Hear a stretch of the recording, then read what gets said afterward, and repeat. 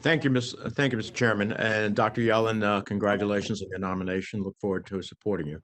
Um, I know that Senator Grassley asked you a question on salt, and you said you're going to study it. I hope when you study it, you look at the fact that there are states like New Jersey who give billions more than we get back, and states like Iowa that get $5 billion more than they pay in federal taxes, or Kentucky that gets $111 billion more than it pays in federal taxes, or Florida that gets $60 billion more than it pays in federal taxes. So you can't have states continue to be economic engines and then also be hurt, in this case, by the property tax deduction. So it should be a total look at the total equation, and I hope you will do that as part of your review.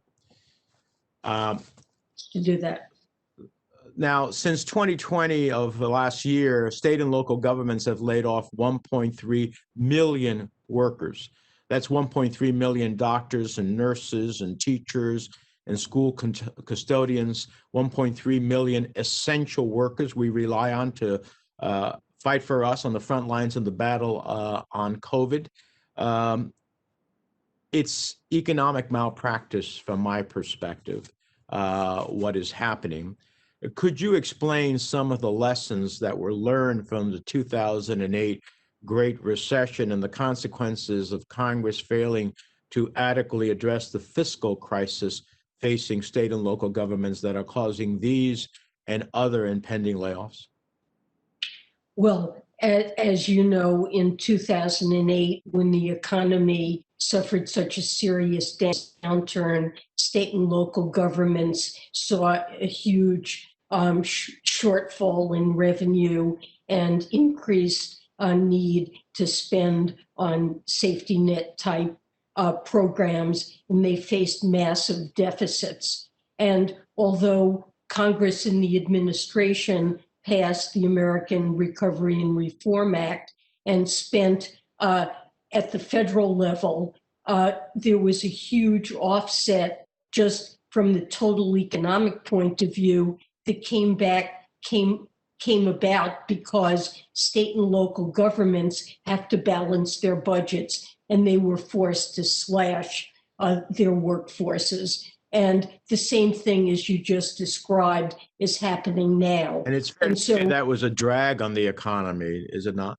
It was a tremendous drag on the economy, and the same would be true now. And as you mentioned, we are seeing layoffs, especially of teachers, but prospectively of policemen and firefighters and other essential workers. So it wouldn't be a good time to withhold fiscal support from state and local governments? Not in my view.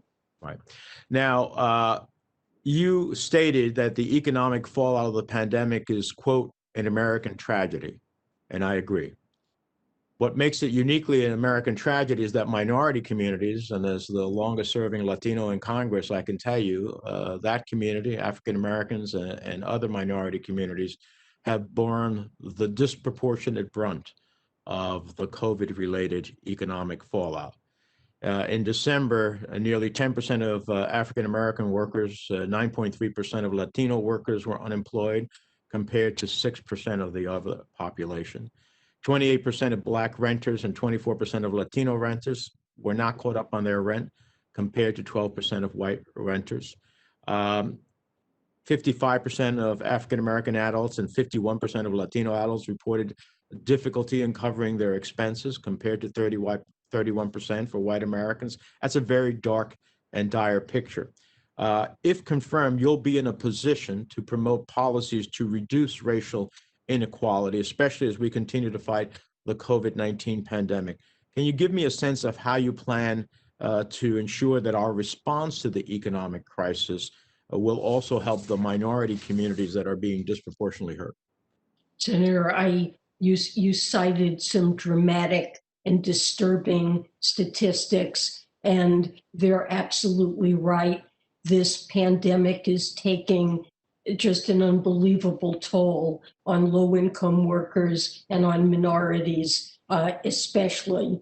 And because I am so concerned about the impact on minority communities the very first meeting that I had after my nomination was announced was with representatives of racial justice and equity groups to hear from them what their needs are. And I promise you that I will be fully focused on putting into place at every level relief for these communities. An example would be the state small business credit initiative that is contained in President-elect Biden's package announced last week.